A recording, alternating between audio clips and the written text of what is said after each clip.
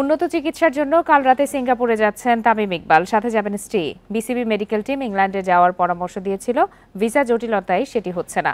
শঙ্কা না থাকলেও চেকআপ ও ভবিষ্যৎ করণীয় জানতে তামিমের সিঙ্গাপুর যাওয়া। বান্ডেল থাকলে প্রতি সেনমানিতে টাকা বাঁচবে।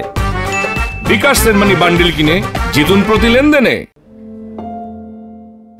মাঠে ঘটে যাওয়া দুর্ঘটনার পেরিয়ে গেছে প্রায় 2 সপ্তাহ। চিকিৎসা নিয়ে বাড়ি ফিরে সুস্থতার পথে রয়েছেন তামিম। ঈদ করেছেন ঢাকাতেই। জাতীয় দলের সাবেক অধিনায়ক শঙ্কামুক্ত, তবে এখনও রয়ে গেছে দুর্বলতা। বেশি কাজ অথবা অনেক প্রিয়জনের সাথে এখনও দেখা করতে পারছেন না।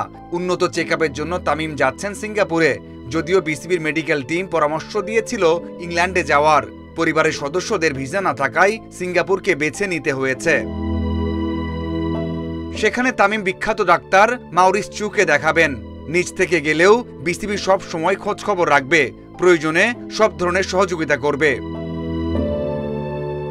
গেল মাসে ঈদের ছুটির আগে শেষ ম্যাচে তামিম বুকে ব্যথা অনুভব করেন। হার্ট অ্যাটাক করার পর ঘটে নানা নাটকীয়তা।